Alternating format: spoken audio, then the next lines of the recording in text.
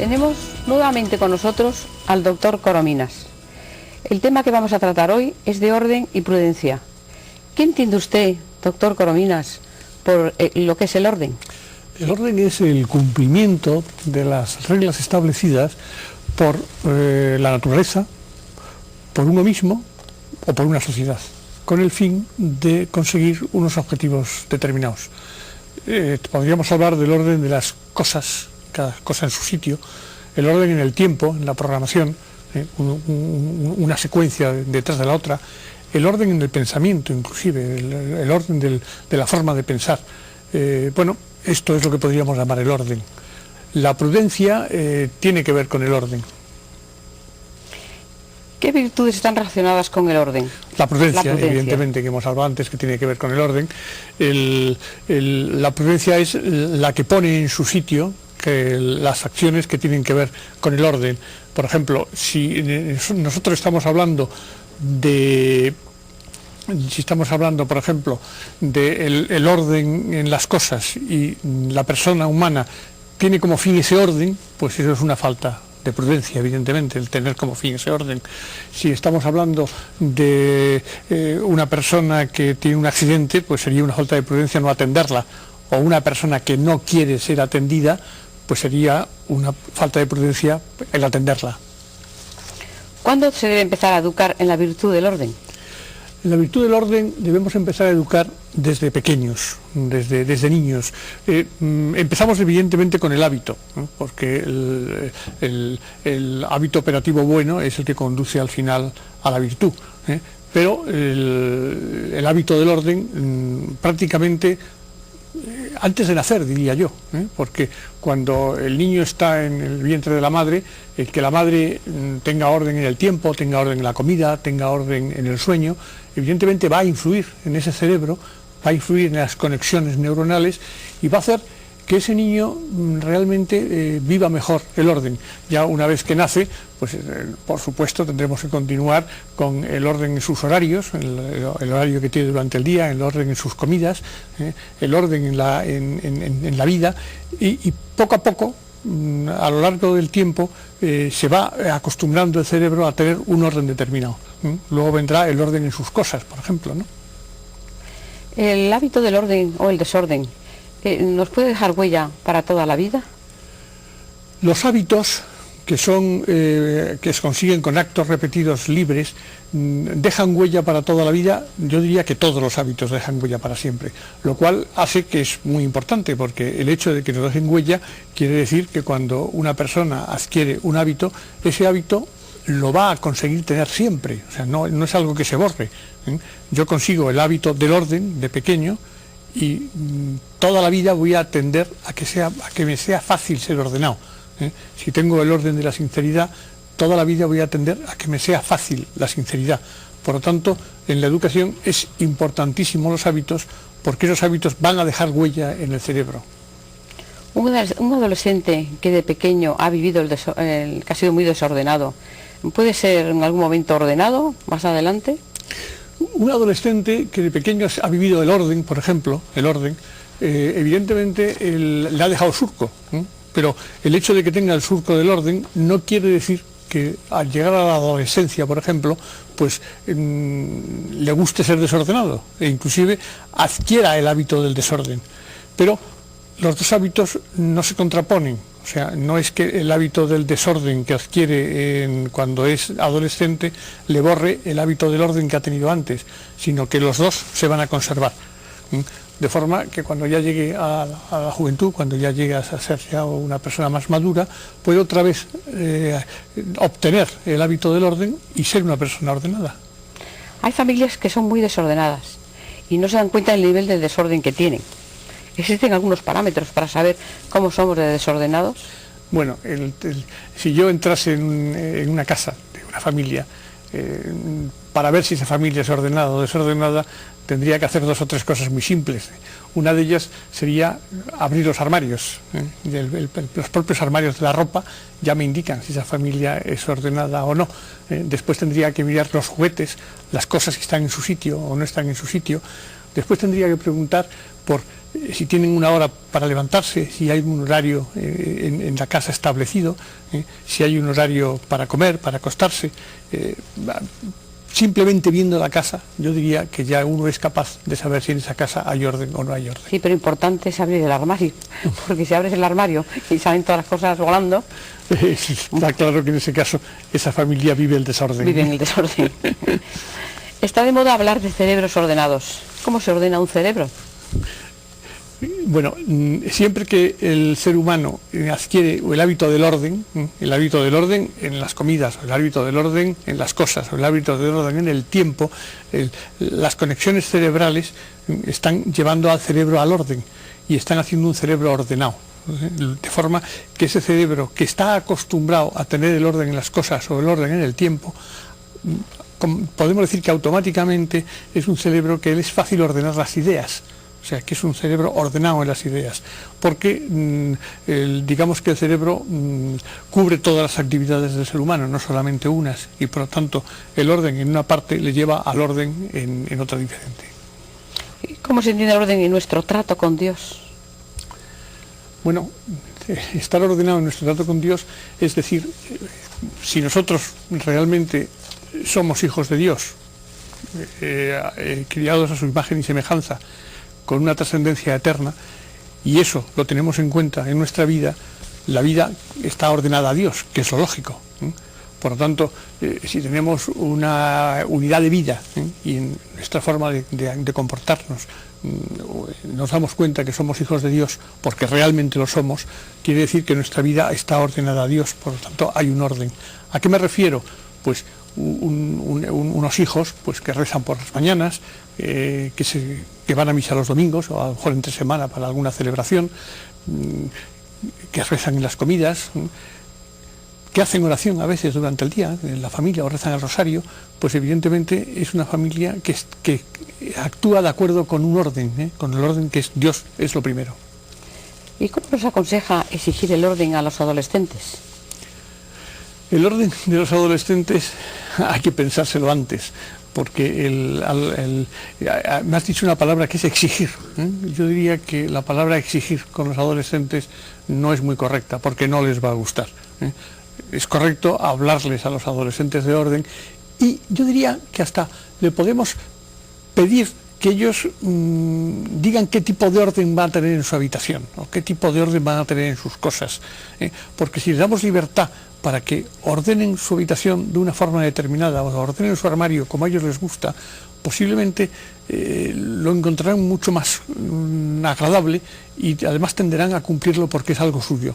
Entonces habrá que pensar que ese orden tenga sea ciertamente bueno, ¿no? Que no sea un orden desordenado, pero que lo hagan a su gusto. Yo creo que en el tema de la adolescencia es mejor. ¿Y nos podría poner un plan de acción dentro de la familia? Sí. Bueno, planes de acción, a mí me gusta mucho cuando hablo con ustedes, concretar en algo que se haya vivido, ¿no? En las escuelas de familias nuestras es normal hablar de planes de acción. Y sobre el orden, en este momento recuerdo uno muy bonito de una familia, trabajaban los dos, el padre y la madre, tenían dos hijos, una niña de 4 años llamada Cristina y un niño de 8. La madre pensaba que su hija no era, era ordenada, pero no lo llevaba muy dentro el orden, ¿no? Y entonces habló con el marido para decirle, hombre, vamos a hacer un plan de acción para que la niña valore el orden, no solamente sea ordenada, sino que lo valore. En esta conversación que tuvieron los dos, decidieron que iban a vivir el orden, pero al mismo tiempo el padre y la hija. O sea, que iba al mismo tiempo que vivía la hija el orden, el padre iba a dar ejemplo al orden de la hija. El tema fue muy bonito porque hablaron con ella y quedaron en que iban a vivir el orden los dos. La niña, Cristina, de 4 años, y el padre. Consistía el orden en que ella iba a tener ordenados sus juguetes durante todo el día, mientras no estaba jugando con ellos, y además un cajón, el cajón donde tenía los lápices y los cuadernos de dibujar. Y el padre iba a tener ordenado la mesa del despacho y también un cajón, el cajón de arriba de la mesa del despacho. Bueno, el padre le enseñó a la hija cómo tenía la mesa ordenada y el cajón estaba todo en su sitio, y a la hija le dijeron: los juguetes hay que tenerlos así, de esta forma, y el armario de los lápices de esta otra manera. Y todos los días tenían que tenerlo todo ordenado y además mirarlo, ¿no? La niña propuso que el control de ese orden que tenían que llevar lo iban a hacer como lo hacían en el colegio: una escalera pintada en el corcho de la cocina, y entonces papá y la hija iban subiendo escalones. Cuando durante el día cumplían con el orden, subían un escalón, y si llegaban arriba los dos, evidentemente habían ganado, y en ese momento pues tendrían un premio. Me parece que era el postre del domingo, lo elegían o algo así, ¿no? Bien, era curioso porque a la hija yo creo que le gustaba más el hecho de que su padre colaborase con ella que el orden en sí mismo, de forma que se pasaba el día ordenándolo, sus juguetes, para que lo viera su padre, y viendo cómo tenía su padre la mesa del despacho. Por la noche llegaba el padre, visitaba los juguetes, visitaba el cajón, y la hija miraba la mesa del despacho y el cajón. Un día el padre se dejó una carta mal colocada encima de la mesa, y la niña estaba todo el día esperando que llegase el padre para decirle: esa carta estaba mal colocada. Y así iban subiendo la escalera, y la primera semana evidentemente llegó ella con un escalón más que el padre. Lo celebraron, le dieron a la hija el premio del postre, y realmente fue un acto verdaderamente bonito, porque además vieron, primero, el interés que se tomaba ella en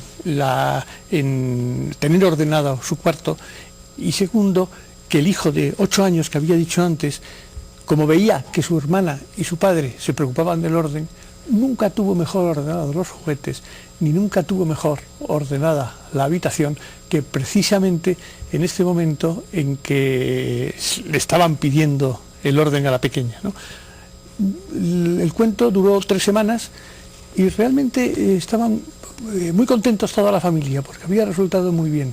Yo creo que aquí hay una experiencia de dar ejemplo el padre, y que la propia hija estuviera motivada por lo que el padre le pedía.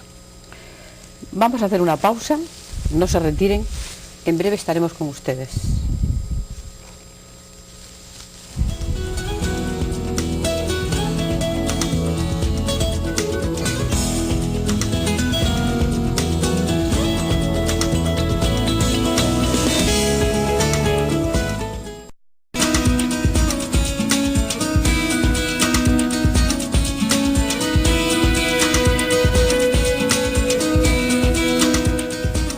Estamos de nuevo de vuelta con nuestro tema de orden y prudencia.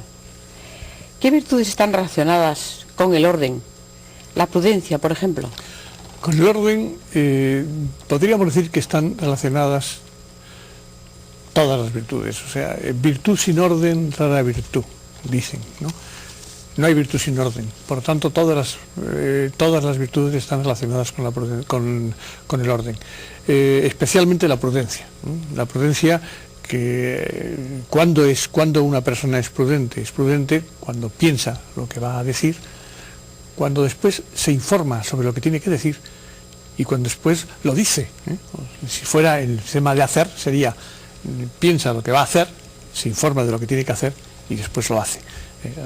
En ese caso estamos hablando de la prudencia como su contenido principal. En el tema del orden, diríamos que son muy importantes las virtudes cardinales: la prudencia, la templanza, la fortaleza y la justicia, y también las teologales: la fe, la esperanza y la caridad, todo lo que tiene que ver, como hemos dicho antes, en el orden referido a Dios. Después, las virtudes naturales, las virtudes humanas, pues la generosidad, la responsabilidad, el trabajo, la laboriosidad, la sinceridad, son, diríamos, las que más unidas están al orden. Pero insisto, todas las virtudes tienen que tener con el orden. Virtud sin orden, rara virtud. Doctor Corominas, ¿esto puede ocurrir que un niño en el colegio sea muy ordenado y en su casa muy desordenado? Que esto como Sí. ¿Qué se hace con esto? Esto realmente puede ocurrir, porque exactamente igual que un niño es capaz de hablar dos idiomas, y él realmente cree que solo habla uno, pero cuando ve a su madre, pues le habla en inglés, por ejemplo, ¿no? Y cuando ve a su padre le habla en español. Él no está hablando dos idiomas, es como si estuviera hablando uno solo, pero en función de a la persona que habla, pues habla uno o habla otro. Entonces puede pasar que en el colegio le hayan exigido el orden al niño y le hayan pedido el orden, de forma que llega al colegio y es ordenado con su trabajo, es ordenado con su ropa, es ordenado en sus formas de actuar. Pero en casa los padres no le han pedido el orden, o sea, le han dejado que sea un desordenado, o lo que es lo mismo, a lo mejor ha tenido una madre muy ordenada que ha ordenado por el hijo, ¿no? Lo cual no es bueno, porque entonces no aprende el hijo a ser ordenado, aunque es más sencillo, ¿eh?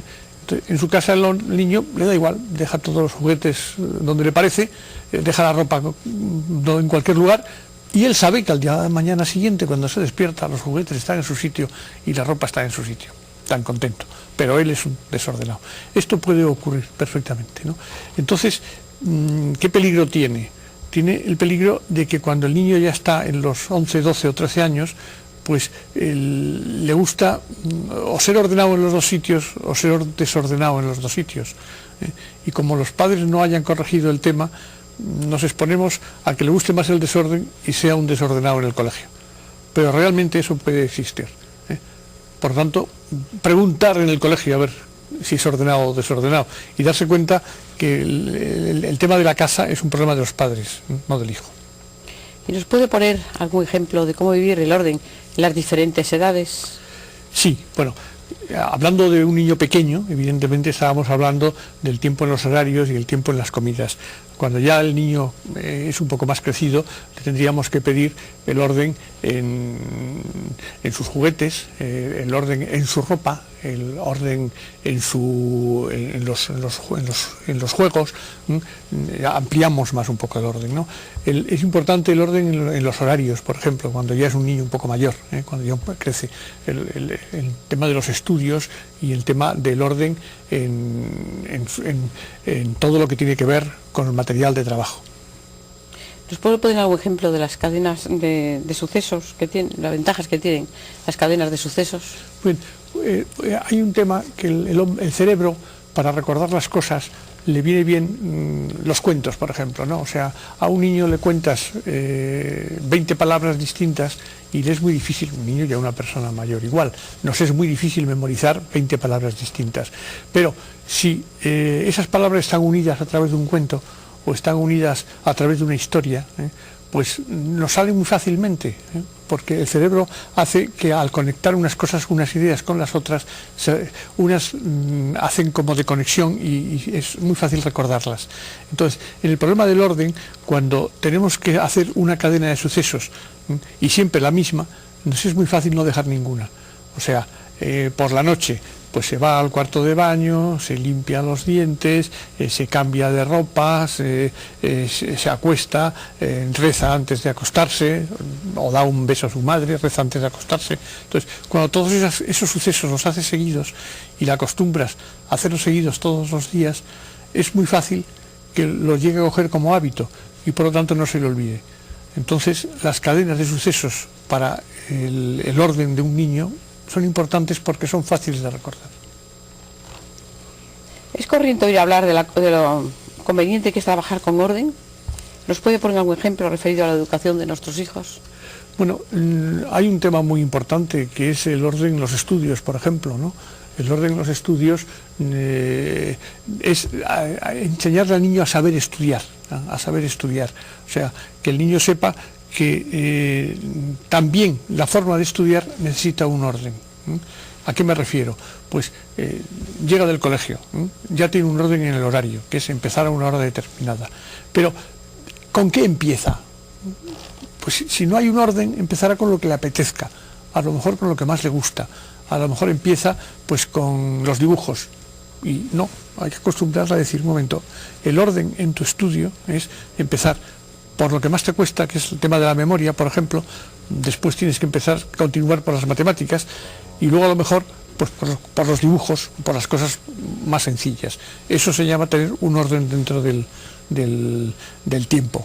Un orden al ponerse a estudiar, para hablar de los estudios, que es un tema muy importante, es decir, un momento, te vas a sentar a tal hora determinada a estudiar, pero antes de estudiar, que hayas ido al cuarto de baño, antes de estudiar, que tengas todos los libros encima, que todo lo que vayas a necesitar en el estudio lo tengas delante, que sepas lo que tienes que estudiar y cómo tienes que hacerlo, de forma que no tenga que levantarse. Entonces, ahí estamos hablando de un orden primario de las cosas, para que cuando empiece a estudiar lo haga con rendimiento. El no contar con esto supone levantarse cada 5 minutos, volver otra vez al libro, interrumpir los estudios. Eso es falta de orden, claro. Y en su opinión sobre los horarios en la casa, ¿deben de cumplir un horario para empezar a estudiar? Bueno, el tema de los horarios entra de pleno en lo que es el orden. Yo diría, pero eso hay que obligarles a que cumplan un horario. Yo no diría obligarles, nunca es bueno en educación obligarles. Yo diría que hay que motivarles para que ellos estén de acuerdo en cumplirlo. Y muchas veces, sobre todo cuando son adolescentes, los horarios hay que hacerlos de acuerdo con ellos. O sea, decir, vamos a ver, ¿qué horario me propones tú? Entonces, inclusive aprobar el horario que te propongan ellos, siempre y cuando sea un horario aceptable, que tenga en cuenta los estudios, ¿no? Pero, por ejemplo, los horarios, pues la hora de estudiar, la televisión, importantísima, los horarios de la televisión. La televisión es mala estudiar antes de estudiar, y la televisión es mala después de estudiar. Perdón, la televisión no es mala, la televisión es estupenda. Lo que son malos son los programas, que a veces no son lo suficientemente correctos.